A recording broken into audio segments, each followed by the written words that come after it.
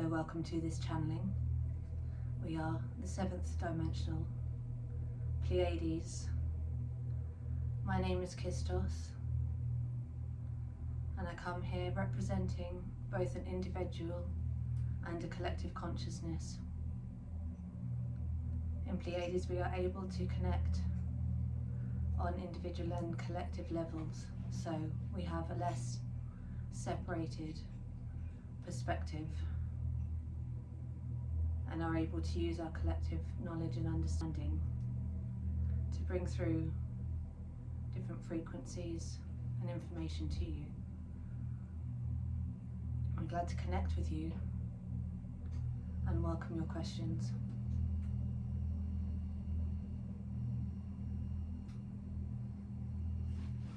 Hello Kistos, thank you for joining us.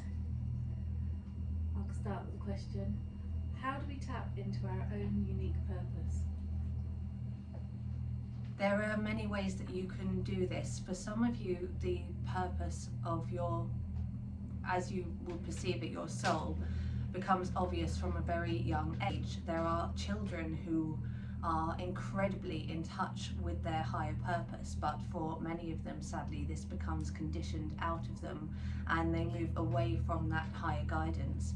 That may be the experience of many of you here. You may not have remembered some of the things that you felt connected to as children, or know why you felt called to walk certain paths, but as you became an adult, you were maybe encouraged to move in a different path, or maybe some of your perceptions and understanding were clouded by the conditions of your upbringing and experiences, both with your own families and with others, such as friendship groups and much of the television and entertainment that you experience. Tuning into your higher purpose is something that can be done through deep meditation. It is usually achieved once we become more aligned with higher frequencies, because those higher frequencies are more connected to the higher consciousness. So once you learn how to lift your vibration, and we will elaborate on this for you in a moment, then you become much more intuitively led. So it is not that you need to sit and consciously think about what your soul's purpose is. In that way you may drive yourself crazy thinking of all the different options that you could have, and is this my purpose, is that my purpose? We see this with you humans many times, where you are searching around looking for different answers as to how you can find what this purpose is, rather than allowing yourself to tune into a higher vibration and connect with both your higher self and the other beings that are here to guide you. And once you learn how to adjust yourself so that you are not trying to find a purpose, but lifting your frequency so that the different opportunities open up to you, then you begin to naturally move into an alignment with your higher purpose. So regarding the idea of lifting your vibration, that is a very individual experience for many of you, although we have witnessed that there are several different methods that humans can use to do this. But we would say that actually for many of you, it is the things that you do not do, or the things that you engage with that are not helpful to your understanding of your vibration, of your energy, that cause you to be in a lower vibration. So for many of you, that may be the entertainment that you choose to engage with. As you sit and watch the television, there may be many things which seem entertaining, either funny or frightening, with great levels of drama and depth of human experience can be shown through these platforms. But this does not necessarily mean that they are good for your energetic vibration, because you take on a lot of what you immerse yourself in, and many of the entertainments that you engage with are made to be incredibly emotive, and it is through your emotions that you create portals of energy, and that will lift or lower your vibration. So if you are engaging with very emotionally triggering programs, whether they are fear-based or whether they are sad, anything that is on the negative spectrum of the emotions, even if it's something that is funny but encourages many ideas of poverty, then that can really affect the way that you talk and interact with yourself and affect your vibration. Many of these things you will take in on a level whilst you're dreaming. So you will not necessarily have much conscious understanding that these things are affecting your vibration. But the more that you learn to tune into your vibration and how you are actually feeling at an energetic level, the more sensitive you will become to the things that are actually triggering negative responses.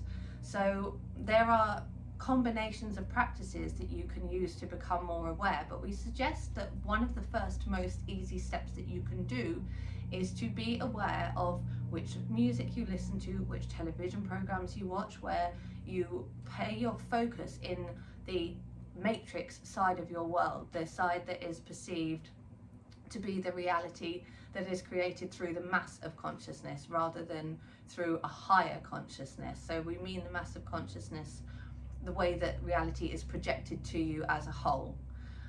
So the less that you can engage with that until you are able to recognize where your vibration is and how to be in a steady place, then the better you can learn to tune into your intuition. So then you can spend more time doing activities that will also help to increase your intuition, such as being in nature, being able to be in the ocean or other bodies of water will always help to connect you and ground you, particularly if it is natural sources of water and the natural environment. Once you learn how to tune in and ground, that gives you more of a expanded aura. Your energy becomes expanded much further than it is when you are in a crowded or very industrialized environment.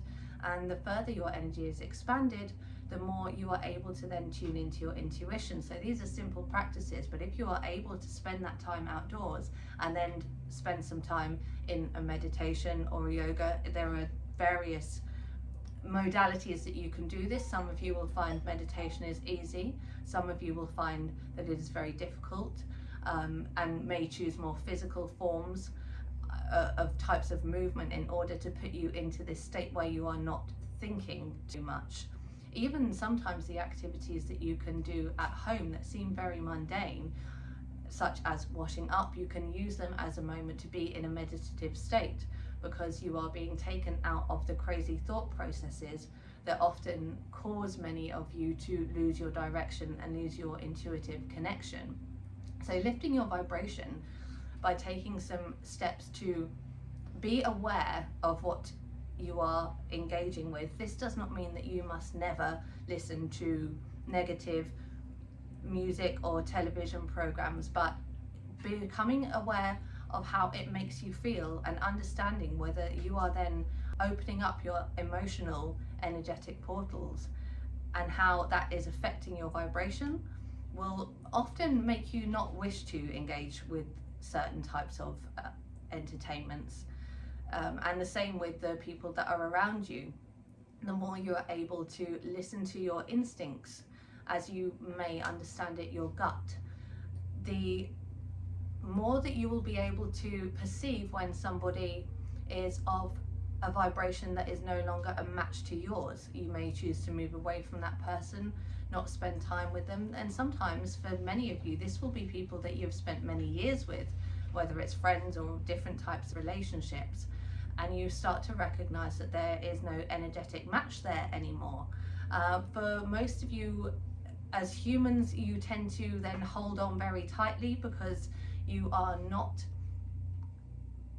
taught to flow with ease with different circumstances. And so you may feel that you are compelled to hold on very tightly to that which is no longer a vibrational match, but you can allow yourself to distance yourself when it is necessary without it being a big traumatic event. Much of that goes on the perception from which you enter into that situation, and whether you can learn to recognize where your energy is mismatched.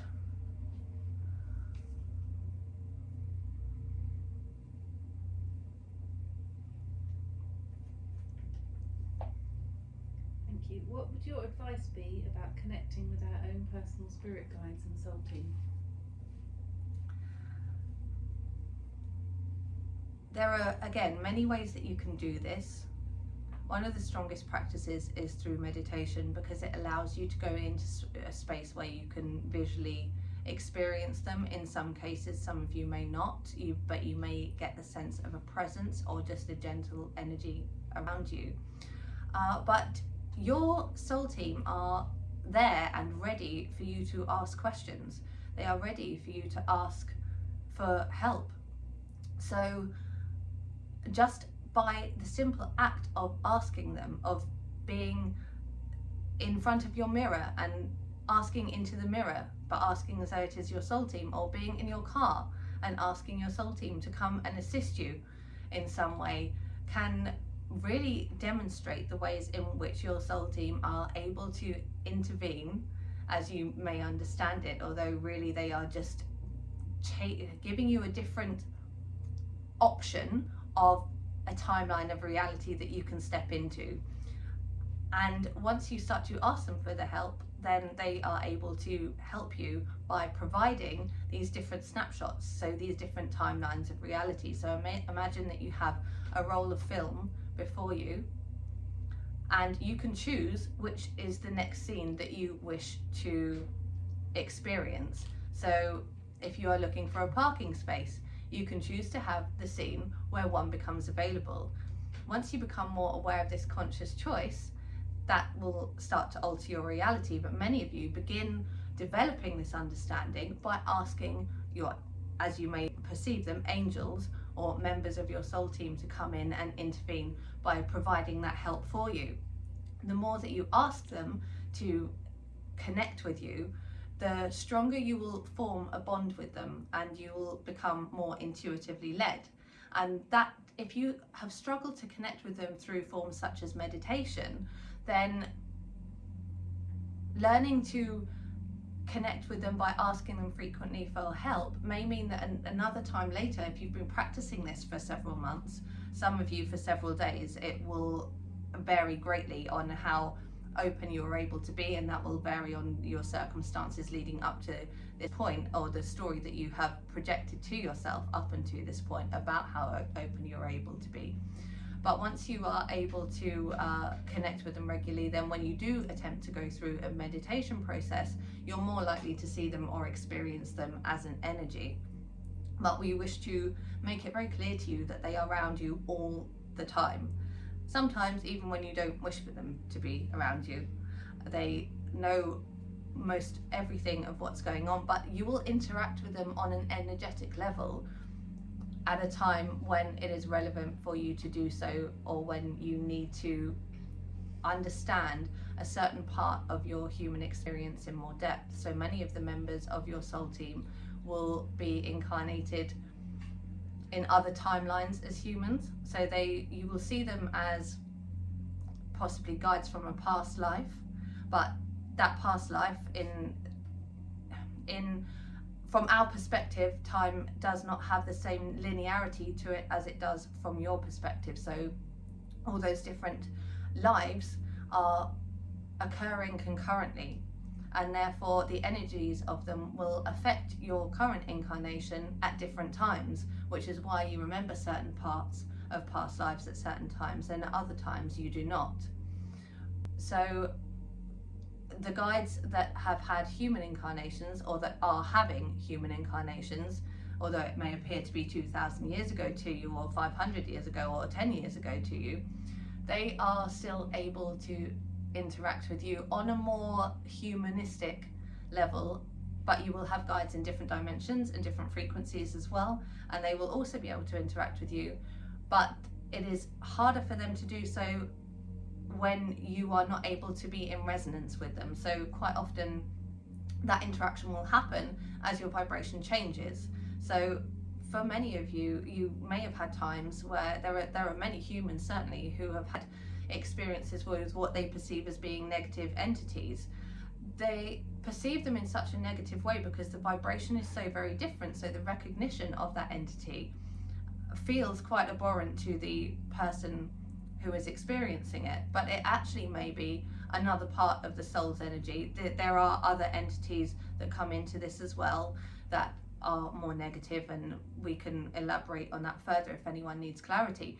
But sometimes you will experience that there are entities that are actually part of your soul makeup, so part of your soul family, and they are able to occasionally pop in, but that's usually when your vibration is lower. When your vibration is very, very high, it's very unlikely that you will experience those kind of energies, because you'll be connecting with the energies or entities that are in a higher frequency or a higher dimensional reality, depending on your perspective.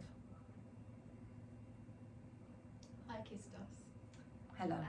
What's the lead cause of common cancers, and how do we heal or prevent it? Much of it comes from the energy, and much of your energy has been hugely corrupted over many, many generations, which is why you see a worsening of it now. There are external factors certainly too, so we understand that there are activities that humans do in order to try and control certain situations and circumstances, whether it's with their food production or their climate, or technologies. There are many things that do add to the possibility of the cancers developing, but the formation of the disease begins in the energy first. And because so few of you have a deep understanding of how to take care of your energy and how to be connected with it and how to clear it out, then the external factors that can contribute to the formation of these illnesses are able to permeate them more easily. So again, although there are physical substances that will affect the biology of the human form, really you are still a crystallized energy. So, and you are a created being who has a conscious choice over over your experiences. It's just that for so many of you, that consciousness has been lost, so you no longer know how to master your energy in order to master your physical form. This doesn't just occur with people who aren't awakened to their spiritual side. There are many spiritual healers and people within those realms who have suffered terribly with different cancers, and some of that will be to do with their soul's contract before they incarnated as to what they wanted to experience, and therefore what frequencies they wanted to send out into the universe. Of course, that doesn't mean that as a human being they consciously would have chosen that, but it's almost as though there is a small sacrifice made, or a large sacrifice depending on how you feel about it, but the soul chooses to come and learn more and understand and teach sometimes the pain that comes from these experiences to others around them, so that they can start to become aware that there are things that you need to do collectively in order to restore some of the balance on your planet, if you wish for more of the people that live there to be able to live in better health. Because although there are many of you who are highly conscious and will learn how to master your energy, and some of you will be able to completely master your body in a short few years, as humans are rapidly increasing their understanding and awareness of these abilities, but there will be some of you who will need to help to hold that vibration for those who are not yet able to understand and connect with and be aware of the way that they can master their own health. The future of health for humans is changing greatly, and we can perceive events and ideas for your future, but that is based largely on the trajectory that you're on and how the fluctuations of human consciousness are occurring. So when we talk about anything that is for the future for you, this is what we see as being the most likely way that it's going to appear to you, or that you're going to experience reality, based on the collective consciousness, which is greatly rising. And that doesn't mean that you will experience something more negative because a lot of people around you seem to be negative, because we're talking about the energy of the collective consciousness rather than the human ego-based decision making.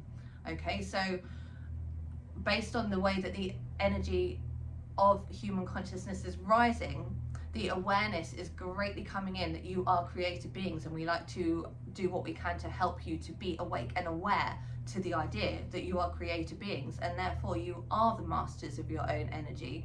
You have chosen to come as a soul and pick up a human body and have different experiences based on what that body looks like, what that body feels like, and what that body can or cannot do for you.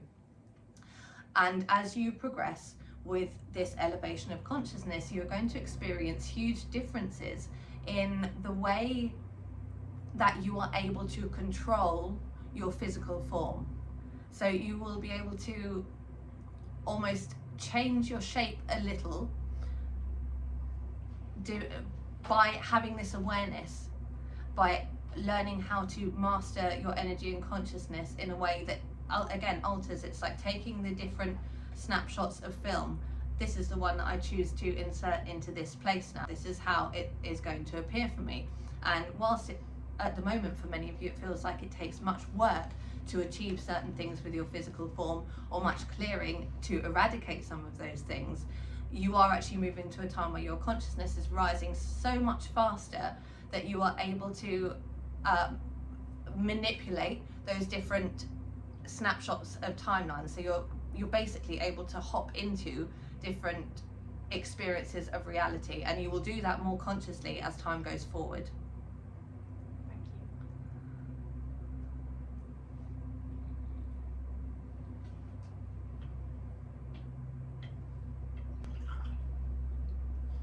I have another question if anyone else has them. If we are willing participants, do you have the power to impress a picture on our minds of your starship? We don't travel in a starship from where we are. We are able to move in and out of light body very, very easily, so we can make ourselves incredibly fine and transfer our consciousness to you through this way. So we travel frequently to different parts of the galaxy, but it's through the ability to travel through consciousness. So it's not that dissimilar to the humans that you know of that experience astral travel or projection, but we're able to do it in a way that brings us actually energetically more into that space. So whereas if a human goes to a starship or to another planet, their body is experienced as a light body, but it is less of a energetic imprint. So it's more like a projection of a hologram rather than feeling intense energy coming through. Whereas when we travel, we're able to transfer our energy with a little more density, and the reason for that when we make contact with humans is often because humans need density. They need to be able to feel that energy in order to perceive that something is real. And there are other members of the galactic community that will travel in very physical forms because they know that in order to have the required effect on the consciousness and sometimes physical form of humans, they need to be in a dense form in order to be able to do that. But from where we are, we do not travel from a ship. We are in Pleiades as we communicate with you. Thank you. Can I ask a question? Of course. Why have you chosen to help humans? What's your motivation? We haven't chosen, we have been waiting. There has always been the ability of humans to make these connections with us. We have, as we've explained, the members of your soul team will be incarnated into various different timelines of reality, but also various different dimensions and layers of frequency within those dimensions. So for many of you that make contact with us, such as Jessica and other channelers, although they perceive the consciousness as a separate entity, it's an energetic, there is a nebulous connection with that energy because it is in a very, very fine and very, very removed way, or it would seem very, very separate to you as a human, but there is still, it's like two atoms, there is an energetic connection between them. And so it is that humans are lifting their consciousness and changing their vibration. So there are many of the light workers now are changing their vibration so that they're able to just tune in to us more easily and ask for us to come through more easily. So before we made direct contact with Jessica, I as Christos came through to her in meditation, and there was a transition time where there was a decision made as to whether that contact would be accepted, as to whether that frequency would be accepted, as to whether her body would be comfortable with that change in energy. And so she was able to get used to me, and therefore my collective consciousness too, through slower means of meditation, until she was ready for direct contact, direct speaking. So there are many of you who can do the same work. You can all do the same work. You will all have other members of your soul team in higher frequencies, but it is dependent on when you move to the state of vibration that allows you to make that contact, or to become that channel. And there are different ways that you can practice to move yourself into that state, but we would suggest that there are not other members of your soul team or entities that will move to do such work with you until they feel that you are energetically ready. And for some of you, there may be a lot of density to clear out in order for the vibration to be lifted sufficiently to make that contact so that it is not harmful to your own body. Going back to why now, so there have been connections with different entities for many, many years.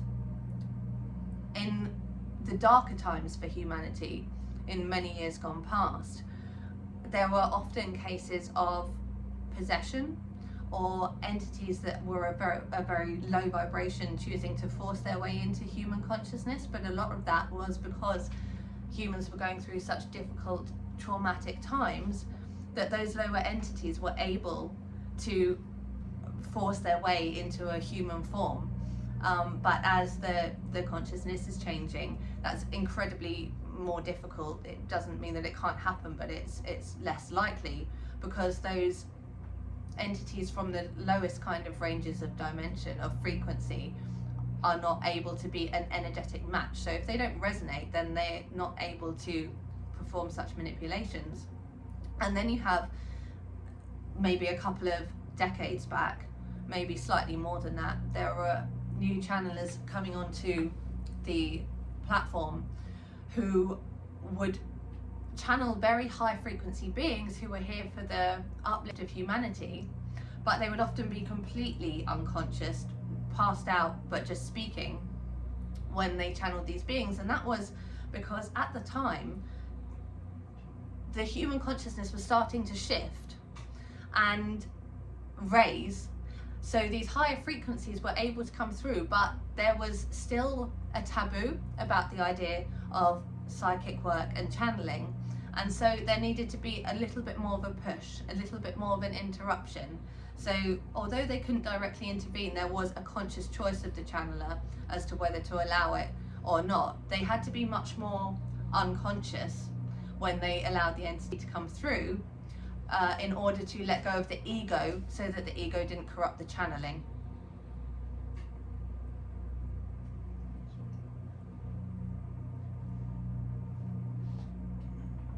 Can you tell us a bit about the blue aliens and the role they are playing for humanity? The blue aliens. Avians. Yes, they are, some of them are from Orion, and there are some from Sirius as well, and I think there are some that have occurred in different reaches of the galaxy, and some further out in the universe, but the ones that tend to be most common in contact are from Orion and Sirius. They are quite curious looking to humans when you first perceive them, and often these ET races that look so incredibly different to you as humans are there to really start to shake you out of the idea that firstly you're alone in your galaxy, and to almost give you a kind of shock, not to be unpleasant or to be harmful, but to show you that something can be so drastically different from the reality as you perceive it. And as that time goes forward, as your human perceived time goes forward, especially over the next couple of years, you're going to start seeing a lot more of these very curious, unusual looking ET beings. Some of them will actually come here in physical form, but that depends on whereabouts they're from and what technologies they have in order to make that travel. But some of them will be able to project an appearance of themselves to you. So a lot of the higher frequency ET beings are able to show themselves to you in whichever form they feel is going to be the most acceptable or useful to you. So that's why many of you, when you see beings from Pleiades, you see us with an appearance that is quite beautiful to you and that has a certain resonance with the human form, because our consciousness is not so different. So seeing us in a way that looks very human to you means that you're more able to accept or to perceive our consciousness in a way that you can relate to and therefore understand the messages. Whereas the beings that look drastically different, that is a little bit harder for you to get your heads round. And so for those of you that experience such beings, you, especially those of you who choose to talk about that and discuss it with others, you are therefore feeding, so those beings will feed to you as you feed it on, the perception that there is much more to the universe and to the galaxy, and showing you there is all different types of form and physique that is able to live there. So many of you have also experienced the Lyran energies, and you see those in very feline ways, and there is a feline element to beings from Lyra too, but that is exacerbated when they show themselves to you, because it makes it easier to identify those beings. Some of you have experienced the mantis beings. They are from incredibly high frequency and do sometimes look rather startling and alarming to you. Some of them are from a slightly lower dimension and physically have that form, and they connect very strongly to the consciousness of the same beings but in higher frequencies.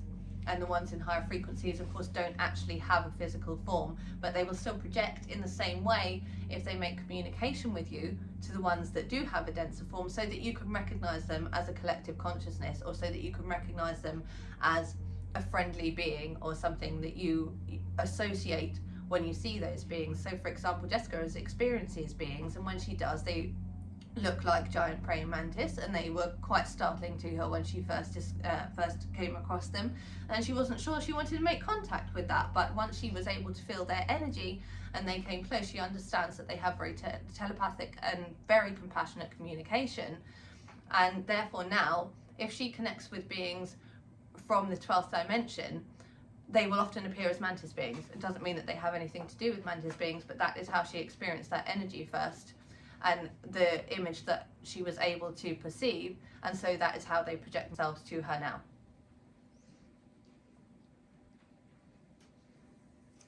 Do you have a leader type role in the Pleiades, and what are your kind of job roles, or do you have that in Pleiades? We work collectively more than humans do, so we don't really have the same kind of team leadership in terms of somebody who is in control of the community. We don't have an authoritarian enforcement of anything, because our understanding of vibration is quite different to how it is for many humans. I'm sure you're aware there are a lot of humans who don't have any concept of the idea of vibration. So if you do not realize that the actions that you have will have an energetic consequence on yourself as much as they will on somebody else, then you're not going to be so mindful of the way that you behave towards others.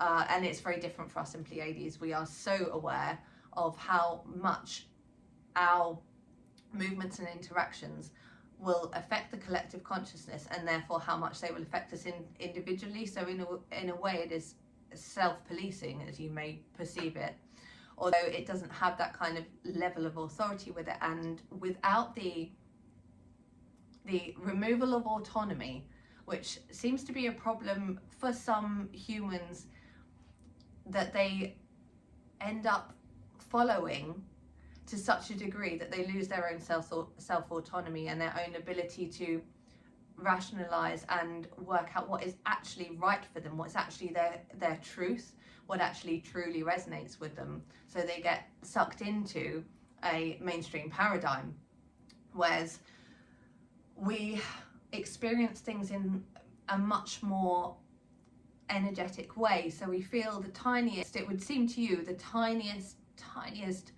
flicker of change in energy or vibration. For us it's not so tiny, it's a lot easier to perceive, but that makes us incredibly aware of how the choices that we make from our own consciousness will affect the collective consciousness, and therefore how that is mirrored back to us. So generally we are able to use our planet in a different way. We do have technologies here. We do use the planet to provide certain types of energy. We have more crystalline type structures, and we're able to use the energy from those. And there are certain things that you used to have on your planet. So many of you will understand the times of Lemuria, and there were crystal technologies then, and again that links into Atlantis. A lot of those were taken from parts of the Pleiades when there were first explorations to Earth, and those technologies were unfortunately misused on Earth. In Pleiades we are a little more thoughtful to each other because of our understanding of how the way that we interact with others affects our own vibration. So we do have roles in maintaining the planet, but it is not in terms of a societal structure in the way that you would understand it to be. Thank you. We are there for multiple questions in one. Does America or any other country own low density crafts that have either crashed or been shot down? Where are they from? Have they learned reverse technology to learn how they work or been shown? Yes, many years ago. This is not anything new to many of your governments. Actually, there has been developmental programs. There are programs in parts of your planet where they're able to quite easily hide some of this technology. A lot of are you talking about the craft that you see, wondering whether it's human made? Yeah. There is a mixture of both. So there is an increase in movement of craft from technologies that have been harnessed from humans. So then they haven't all been this knowledge has not always been collected by nefarious means. So we realise that many of you are understanding that there is a shadiness to some of your leaders.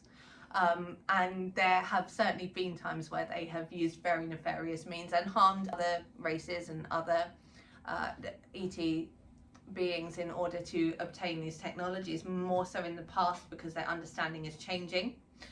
But there are also times where there have been cooperational projects with ET races. Now some of those have been due to a certain naivety of ETs on the human motivation, but there are humans who work within such research as well who have benevolent interactions with the ETs and do wish to understand the technologies better. But generally the ones that you see that are the craft that you see, so some of them are from ET beings who have actually brought craft here, and some of them are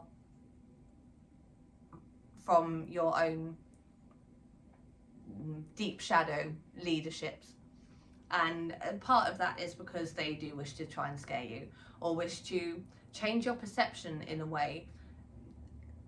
For some of you, this is a double-edged sword in terms of a way of exerting control, because it's also having the effect of awakening many people to these possibilities, that there may be something else out there. Even those who are very well versed in which craft are human-made and which are not, still may find the excitement to see one of those craft in the sky. So there is an awakening element to this, which in some cases was not counted upon by those who have created such craft. But the intention in many situations was to unite the human population in believing there may be an external threat, to therefore work in a way that is cooperational. I believe that many of you are aware of a similar threat that was shown to you in the short-term past on your planet, and you see the reactions that come through from the collective when there is such fear struck into you. It makes people incredibly easy to control, and humans, because of the egoic part of their energetic makeup, can be very, very susceptible to fear. So there is a mixture of both benevolence and nefarious in these craft and their origins, but we do want you to understand that actually there are many humans who have learnt about these technologies and ways to help you too, and there are more working in the light than what you maybe sometimes feel is happening, because you often are given the perception from the darkness.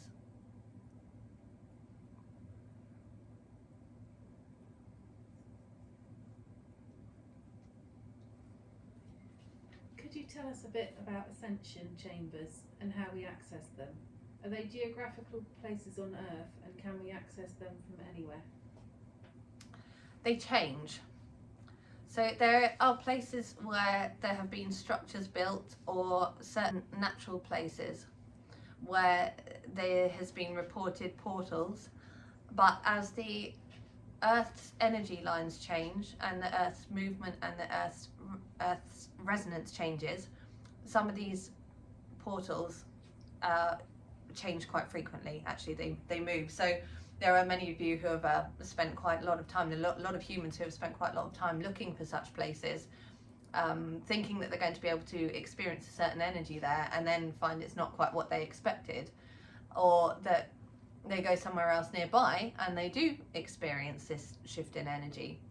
So it's not going to change so drastically that it may not be in the same area, but just be aware that some of the places where they may have been marked, particularly in the ancient past, there will still be strong energies there, but they may not necessarily be the points for you to ascend. And this ascension is still, you don't leave, your physical body doesn't get sucked up into space or sucked through into another dimension, because your physical body is a chosen human form, and if you went through such a drastic change in frequency, your physical form would collapse.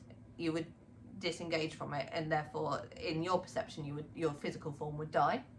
So when you go to these areas, these ascension portals as you call them, where the energy is strong and able to lift you, you go through in light body. It will seem, if you hit the right spot and you are in tune and able to be in a vibration to make that ascension, because again, this is a lot of it is to do with whether you have a sufficiently high vibration to even take the change in frequency in light body, not just physical form. So if you can be in that higher state, then you'll be able to quite easily move through, and you will experience it as though you are in your physical form. So it will seem like you are looking at everything and experiencing everything just as if you were in your physical body in a room looking at and experiencing everything, but it will actually be your light body that moves. Your physical form will not disappear. There have been times where humans have actually disappeared in physical form, and usually that is a very brief travel and they end up somewhere else, but sometimes the physical form doesn't come back, and that's because it's not being able to actually make the change through the energetic barriers.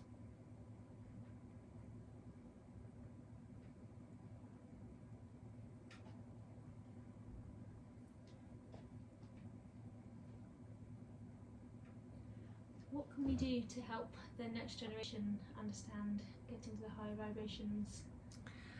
The next generation are incredibly well attuned to the new energies, which is why you see many children who seem not to fit the mold of the kind of more traditional societal structures.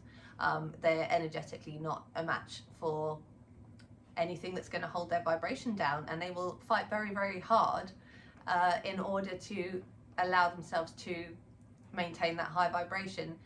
They do sometimes get disengaged from it through some of the entertainments that they are allowed to be indulged. However, they have such a heightened state of awareness, so many, not every single being that incarnates at the moment, but so many of them have such a heightened state of awareness that they will pass through this time of distraction. So many of you may feel it from teenagers or children from about 10 and upwards, that they are really disengaged from the natural world and from their families and their friends, and they choose to indulge in different forms of entertainments and alternative realities that are created through your technologies.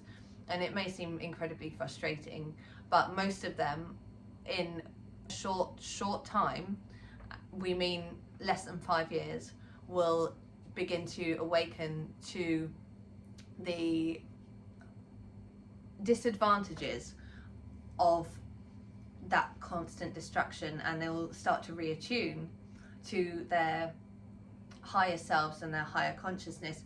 Of course, you can help, you can't necessarily speed up the way that they are able to make these connections or enhance what you may perceive as their psychic abilities, but what you can do is minimize the things that distract them from those things. There are activities that you can do to encourage children to be more aware of their psychic abilities. You can talk to them about different energies and give them a slightly different perspective. You can explain it to them not dissimilarly to how you would to another adult. They will perceive it better than you think that they will, and it will drop in like a download of information, almost like when you're told incredibly complicated understandings from Pleiades. You may walk away feeling rather confused, but understand it at soul level and then perceive it into your consciousness a little while later. And it's the same for these children.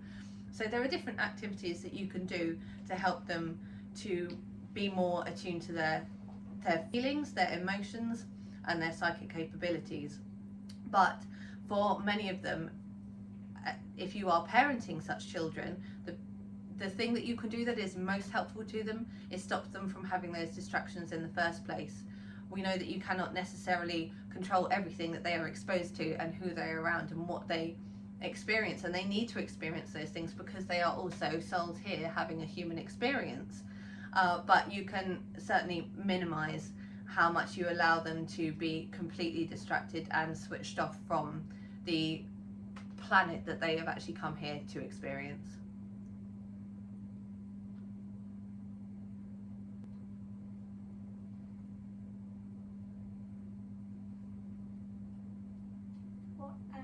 What happens after the physical body dies? Does our light body go to somewhere else? Do we return into physical form? So your experience of incarnation and reality is one of separated timelines. So some of you perceive the idea of reincarnation that you have one lifetime and then it goes and you have another lifetime and then you have another lifetime, but actually they are all happening at once. You have come from a layer of energy, and it is to that layer of energy that you are still connected, which is why we explain that you are still creator beings. It's just that you've forgotten your connection largely.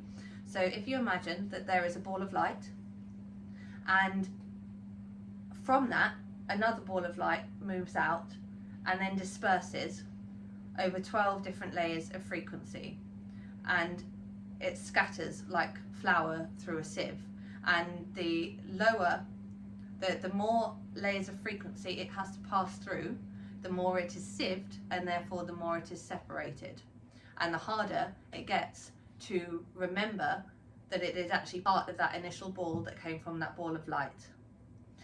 So when the human incarnation finishes, all those other parts, all those other incarnations, they are finishing all at once. The experiences of the creation, the whole life, and the movement back to the source is something that happens almost in just a moment. So in terms of your linear perception of it, the energy gets gathered all back together and moved back into the source energy, where it can then choose to go out and have another experience, and in this case it will be rejoined with the original energy. So what it then chooses to move out and disperse into could be absolutely completely different to the way that it was perceived before. But essentially all of these things are still happening all in one moment, because time is a construct that is made to help you understand your human experience. So in terms of the physical body, when it passes on, there is an energetic imprint, which is the egoic part of the human experience, and that's what some of you experience as a haunting. That's also for those who have a near-death experience, those who feel that they have died and connected with loved ones or source energy. It's actually the egoic part of that soul's energy that is having that experience, and it's the egoic part that comes back in and provides that memory of that experience.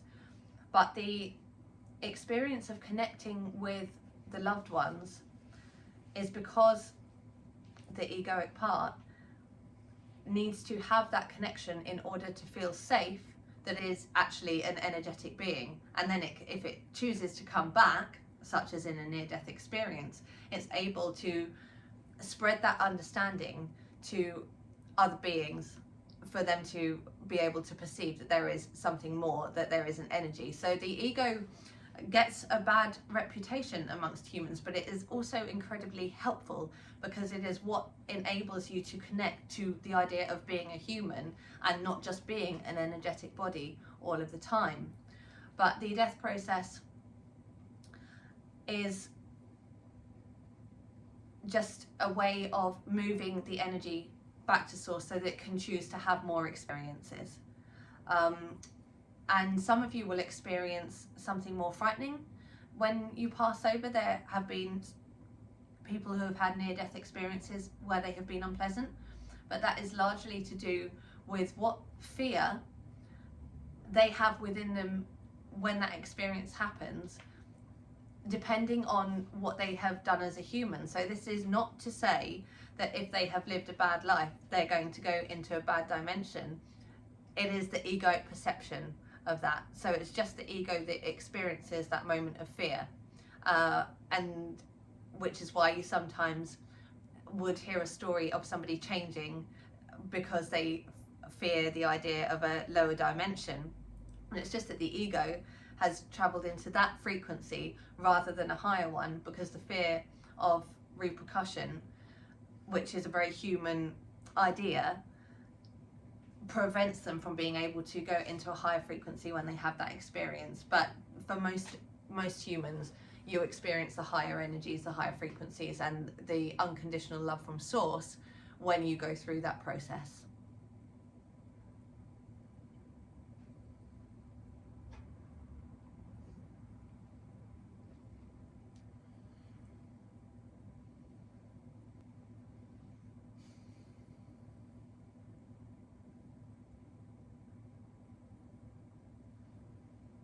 Do you have jokes in the Pleiades? We understand the human sense of humour. We have a very different understanding of humour amongst our own communities. This is something that's almost impossible to try and describe to you, because our society and our structures are just so completely different that it wouldn't make much sense. But we find humans and their quirks and curiosities to be incredibly humorous, and the way that humans are able to use humor as a way to deal with their emotions is interesting to us. You see, because we don't have emotional responses in the same way that humans do, we don't have the same kind of humor as you do, because we don't need it to release the tension that we feel that is caused by certain emotions. Thank you.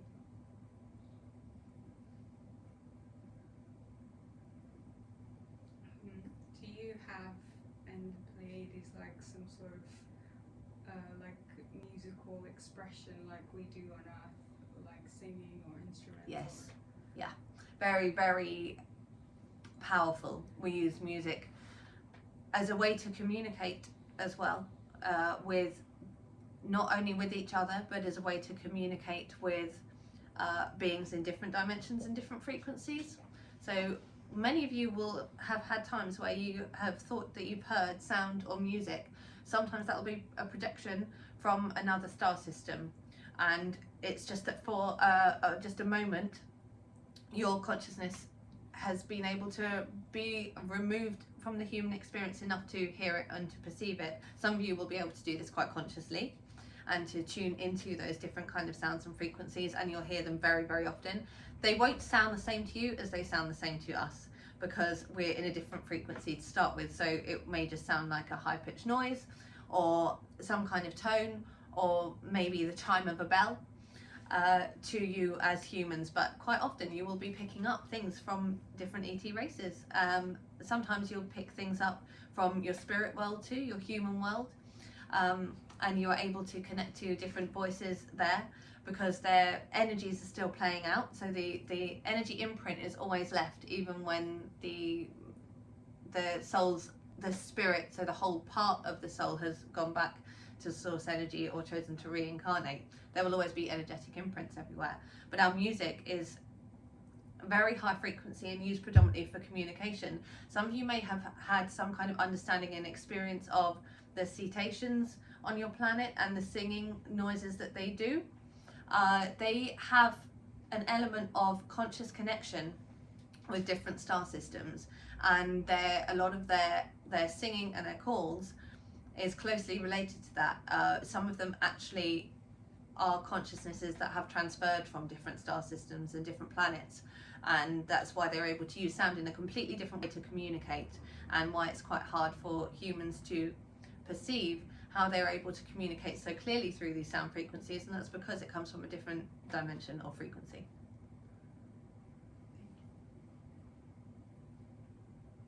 I've got another question. I Yes, guess of course. it might be fused into two. So when you talk about us leaving, this life or the other lives we're living, going back to our soul, I guess this is one part of the question.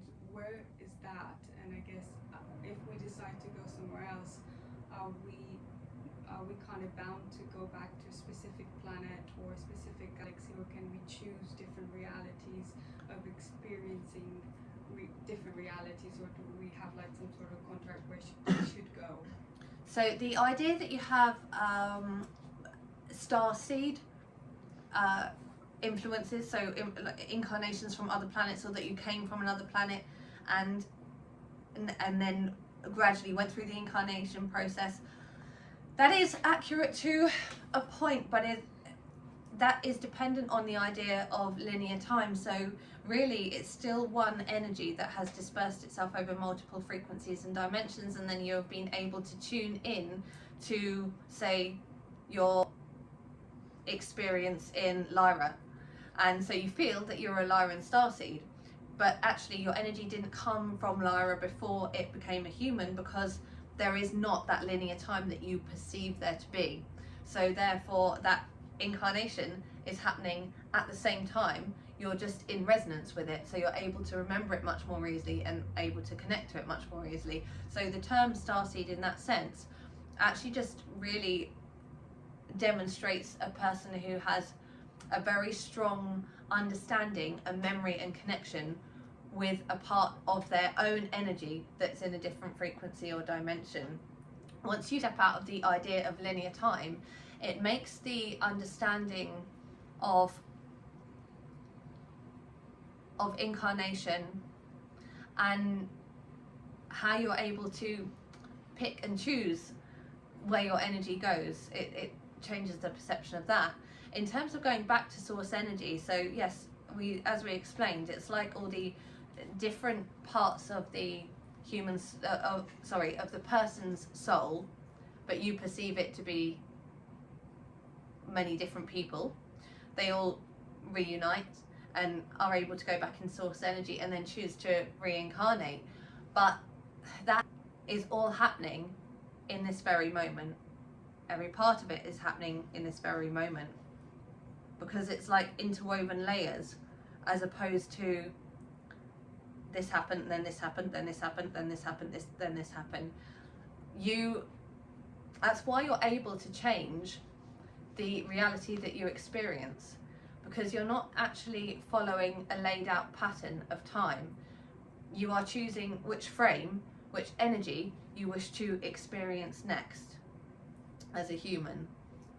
So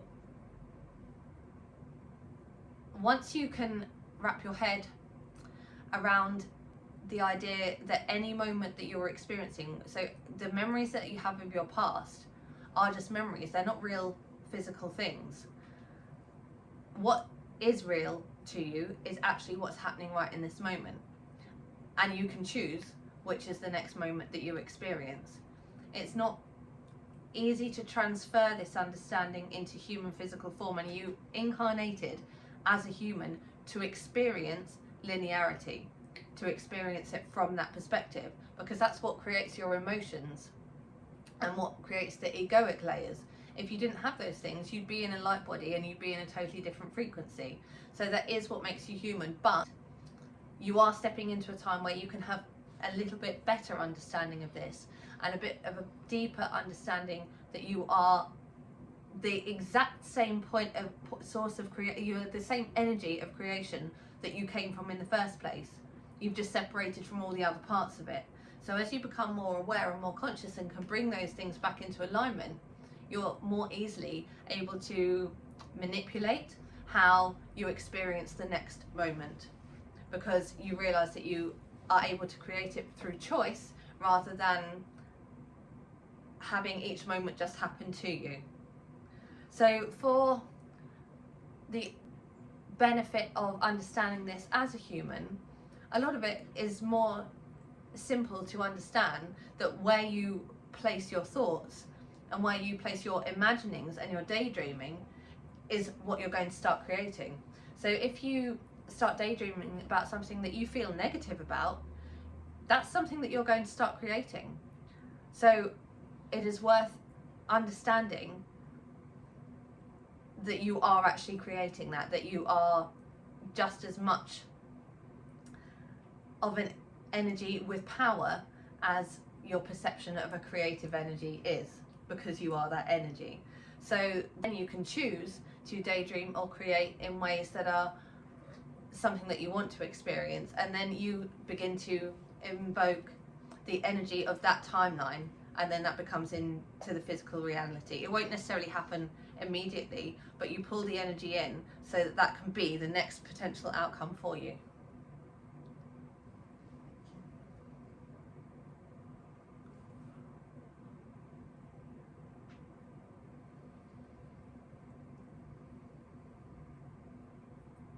Have you more questions?